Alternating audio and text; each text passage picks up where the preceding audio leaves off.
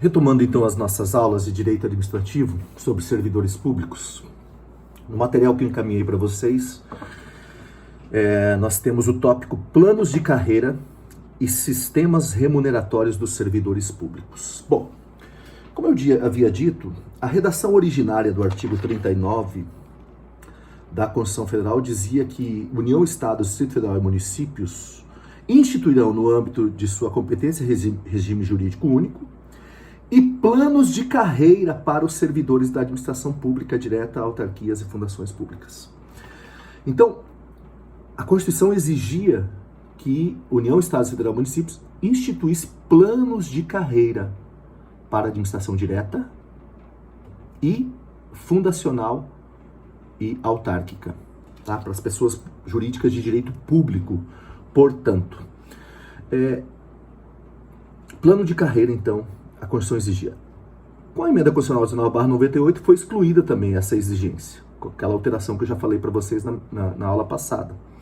Então, no período de 98 até 2007, foi excluída, né, por conta da emenda constitucional 19/98, a exigência, a obrigatoriedade da instituição de um plano de carreira.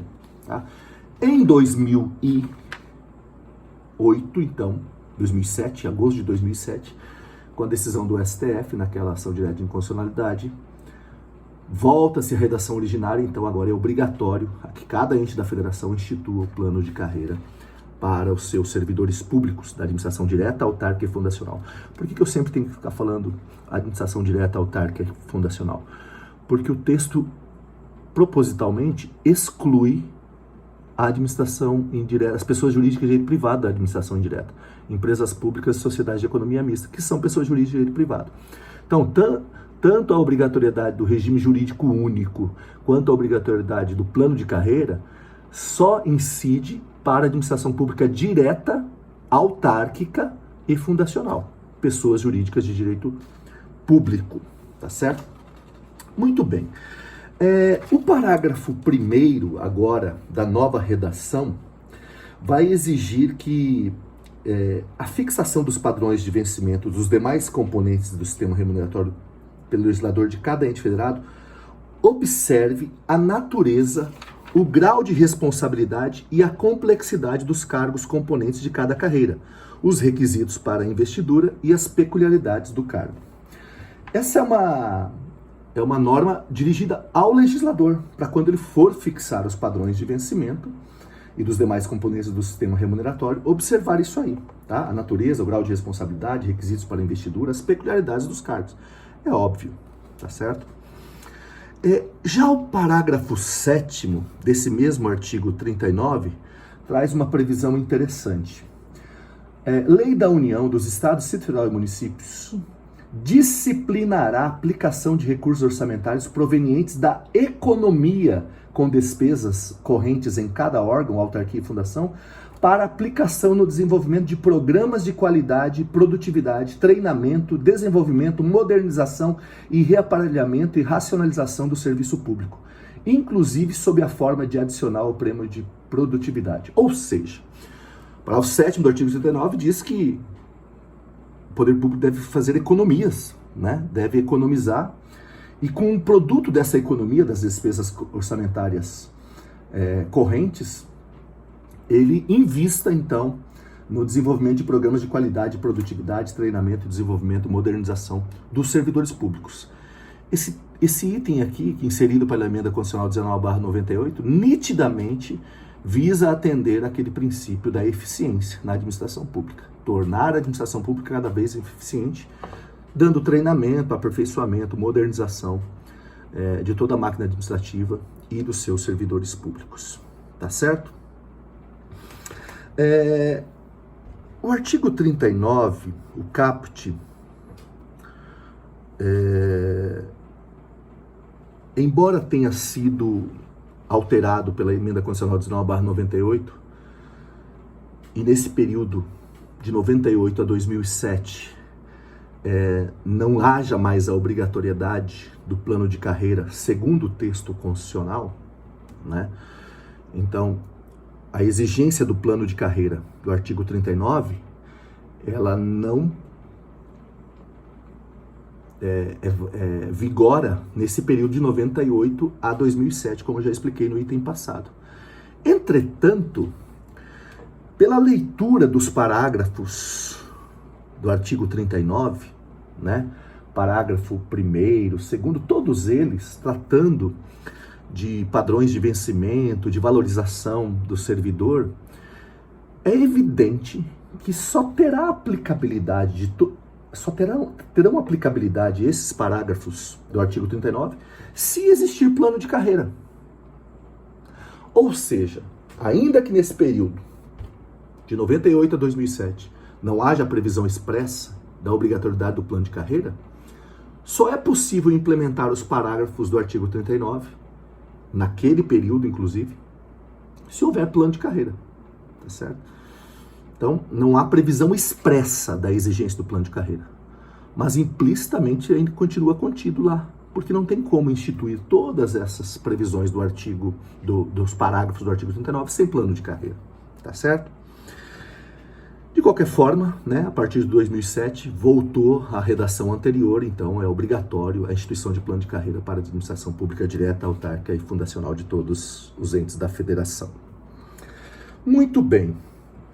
Uma outra questão importante, que consta do dispositivo revogado pela Emenda Constitucional 19/98, e esta que não foi declarada inconstitucional, permanece revogada desde 98, é o que dizia o parágrafo 1º do artigo 39, antes de 98. A lei assegurará aos servidores da administração direta isonomia de vencimentos para cargos de atribuições iguais ou assemelhadas do mesmo poder ou entre servidores do poder executivo, legislativo e judiciário, ressalvadas as vantagens de caráter individual e as relativas à natureza ou ao local de trabalho.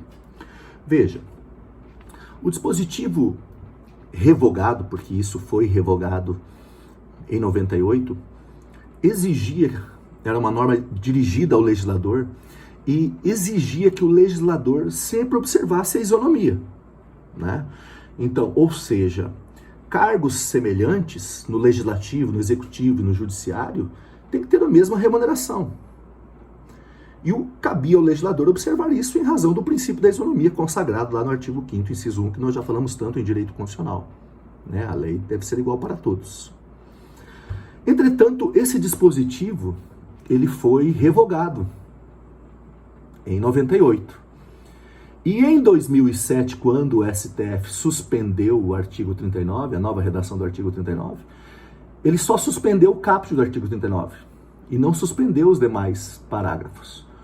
Ou seja, esse parágrafo 1º que eu acabei de ler para vocês, que era da redação originária desde 88 e até 98, foi revogado em 98 e permaneceu revogado mesmo depois de 2007. Porque o que o STF declarou inconstitucional foi apenas o caput do artigo 39. De modo que não há previsão aqui, mais desde 98, dirigida ao legislador para que ele use de isonomia na fixação do valor da remuneração de cada cargo. De acordo com os cargos assemelhados nos demais poderes. Não existe mais essa previsão expressa. Isso não quer dizer, pessoal, que o legislador não tenha que observar mesmo assim, tá certo? Isso porque, embora não tenha mais essa previsão do parágrafo 1º do artigo 39, que exige isonomia, mas ainda temos a previsão lá do artigo 5º, inciso 1, que trata da isonomia. A isonomia é um princípio constitucional consagrado que não dependeria dessa norma que eu acabei de ler para vocês para que ele fosse aplicado pelo legislador. Então, cabe ao legislador sempre observar o princípio da isonomia quando for fixar o valor das remunerações dos agentes públicos. Cargos semelhantes, remuneração igual. Deve ser isso. O legislador, quando fixa isso, tem que observar essa isonomia. Entretanto, é bom ressaltar que quando o legislador não observa isso, não pode o judiciário corrigir isso. é sempre o legislador que tem que corrigir isso. Isso já está sumulado, já era uma súmula do STF, e agora uma súmula vinculante. Era a súmula 339 do STF e passou a ser a súmula vinculante número 37. Então, abro aspas para a súmula vinculante número 37, olha. Não cabe ao Poder Judiciário, que não tem função legislativa, aumentar vencimentos de servidores públicos sob o fundamento da isonomia. Fecho aspas. Mais claro que isso é impossível, tá certo? Em outras palavras, legislador, quando fixa a remuneração dos servidores públicos, ele deve observar a isonomia, tá certo? Mas o judiciário, se ele não observar a isonomia, não pode o judiciário substituir o legislador e ele aumentar a remuneração dos servidores, tá certo? Não pode. Isso está sumulado na súmula vinculante número 37. Eu acho que é isso, pessoal.